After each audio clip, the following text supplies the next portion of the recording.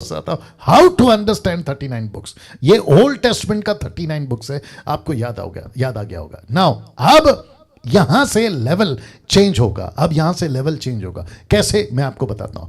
जैसे ही आप old testament पुस्तक यानी कि बाइबल जिसको कहते हैं ना ओल्ड टेस्टमेंट, तो आपका माथा खराब हो जाता है, यार इतनी मोटी है, इसको कैसे पढ़ें, यार कैसे जाएं। बट मेरा दावा है आज की स्टडी, आज का सेशन एपिसोड नंबर 17 सुनने के बाद में आपको बाइबल बोर नहीं लगेगी, मैं आपको गारंटी देता हूं। सबसे पहले 5 books of Moses must read these books for DT, मतलब जो डीटी के लोग हैं उनको तो पढ़ना ही होगा। 5 किताबें मूसा के, उत्पत्ति की किताबें जिसको इंग्लिश में जेनेसिस, एक्सोडस हिंदी में निर्गमन, लेविटिक्स व्यवस्था हिंदी में, नंबर्स गिनती हिंदी में, और साथ में 5वीं किताब का नाम है डिटरोनॉमी व्यवस्था विवरण। जेनेसिस, एक्सोडस, लेविटिक्स, नंबर्स, डिटरोनॉमी, उत्पत्ति, निर्गमन, लेवी व्यवस्था, गिनती, व्यवस्था विवरण। ये 5 किताबें एक एक डीटी के मेंबर को पढ़ना कम से कम, मैं समझता हूं 28 साल लग गए मुझे नहीं पता मैंने कितनी बार पढ़ा, लेकिन कम से कम 100 के ऊपर पढ़ा, ये तो मैं बता सकता हूं। लेकिन डीटी के लोग कम से कम 2 से 3 बार आप पढ़ चुके होने चाहिए। और जैसे जैसे उम्र और जैसे जैसे वक्त आगे बीतेगा आप इतना पढ़ चुके होंगे, क्योंकि सारा कुछ इसी 5 किताबों में छुपा है। सृष्टि कैसे बनी 5 किताबों में, आदम कैसे आया 5 किताबों में, इजरायली कैसे बाहर निकले 5 किताबों में, मिस्र का राजा के साथ क्या किया 5 किताबों में, यीशु की प्रोफेसी 5 किताबों में, यीशु क्या क्या करेगा 5 किताबों में, व्यवस्था कैसे आई 5 किताबों में, खतना किसको कहते हैं 5 किताबों में, मूसा ने क्या क्या बातों से लोगों को कहा, कौन सा मटन खाना है कौन सा नहीं खाना है, कैसे रहना है कैसे नहीं रहना है, कौन से कपड़े पुरुषों ने पहनना है कौन से कपड़े स्त्रियों ने पहनना है, ये सारा मसाला ये 5 किताबों में है। सोच के देखिए आप।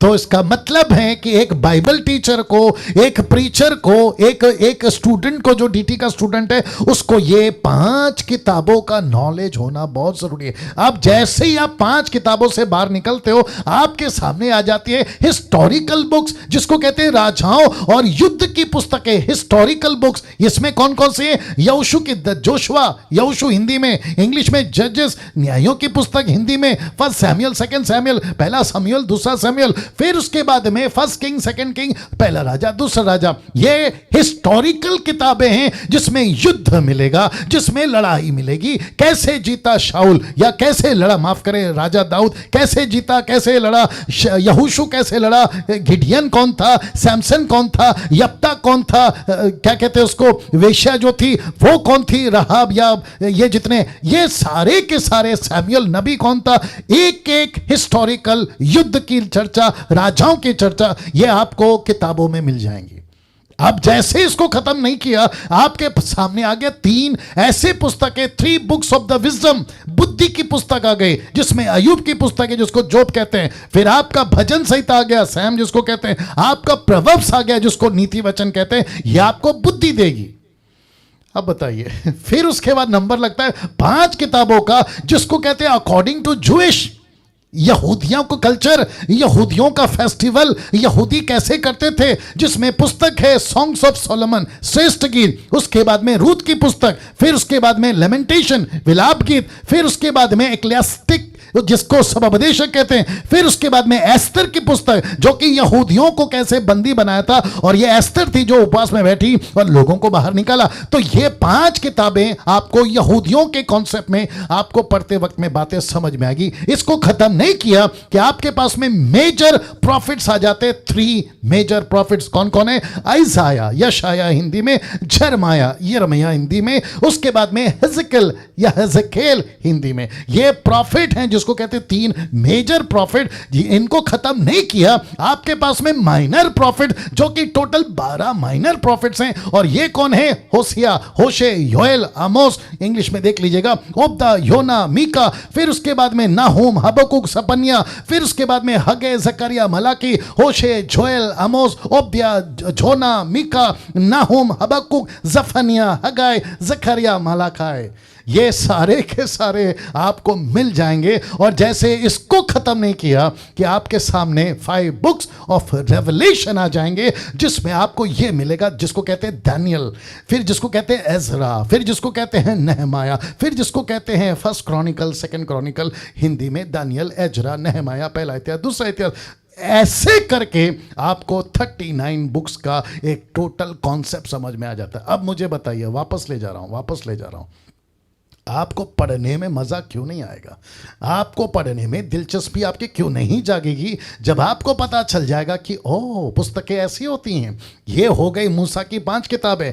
आपका ये एक सेक्शन है, मैं वापस कहता हूं, ये एक सेक्शन है जहां पे आपके दिमाग में रखना है, ओके, मूसा की 5 किताबें, टक टक टक टक टक टक, खत्म। 1 महीना 2 महीना खत्म। फिर उसके बाद में आप आ जाते हैं हिस्टोरिकल बुक्स में, जहां पे युद्ध कैसे होता है, कैसे युद्ध जीते, आपको वो भी तो नॉलेज होना चाहिए ना। तो आपको पढ़ना है जोशुआ है, जजेस है, फिर उसके बाद में 1 सैमुएल, 2 सैमुएल, उसके बाद में 1 किंग, 2 किंग। तो आपको पता चलेगा एलिया कौन था, एलीशा कौन था, सैमुएल कौन था, किंग सॉल कौन था, राजा कौन था, दाऊद कौन था। ये सारा पढ़कर आपको जैसे ही आगे बढ़ते हो 3 बुक्स ऑफ द विजडम आ जाता है, क्योंकि नॉलेज होना बहुत जरूरी है, ज्ञान होना बहुत जरूरी है। अय्यूब जैसा आदमी बता सकता है, भजनों के किताबों से दाऊद बता सकता है, प्रभव से, नीति वचन से राजा सुलेमान बता सकता है। इसको खत्म नहीं किया कि आपके सामने ये सारे आ जाते हैं जो यहूदी के कॉन्सेप्ट के हिसाब से चलते हैं। आपको पता चल जाएगा कि ओके, अगर मुझे टीच करना है जूइश कल्चर कैसा था तो इस पे चले जाओ। फिर उसके बाद में 3 मेजर आपको प्रॉफिट मिल जाएंगे, जो कि आपको इसको भी पढ़ना बहुत जरूरी है। फिर 12 प्रॉफिटों से ये खत्म होता है, जिसको कहते हैं आपके 12 माइनर प्रॉफिट्स। फिर उसके बाद में आखिरी के ये रेवलेशन बुक, जिसका नॉलेज आपको रखना ही होगा। और ये सारे वो किताबें हैं, क्योंकि 1 क्रॉनिकल, 2 क्रॉनिकल को मैंने टोटल 5 करके आपके बीच में रखा है। तो कैसा रहा? ये खत्म हो गया सब आपका ओल्ड टेस्टमेंट। अब बताइए, क्या बाइबल बोरिंग है अजय चौधरी जी? या अजय चौधरी बहुत शांत बैठते हैं। या बॉबी साहब, सोचिए कितना सिंपल है, कितना सिंपल है, राइट निर्जला जी, कितना सिंपल है। ऐसे करते हुए अगर आपके दिमाग में बात आ जाए, बोला ओ ये तो इतना सिंपल है। अब मुझे लगता है कि जब जब आप मूसा की किताबें पढ़ोगे, आपके दिमाग में फिक्स आ जाएगा, अरे 5 किताबें मूसा की हैं। नबियों की किताबें आपको पता चल जाएगा, मेजर 3 है, माइनर 12 है। जैसे ही आप यहूदियों का पढ़ोगे, आपको पता चल जाएगा 5 तो ये लोग हैं। ऐसे करते करते आपका टोटल 39 बुक्स फिनिश। और फिर उसके बाद की आपकी स्टडी, आपका नॉलेज बढ़ता है।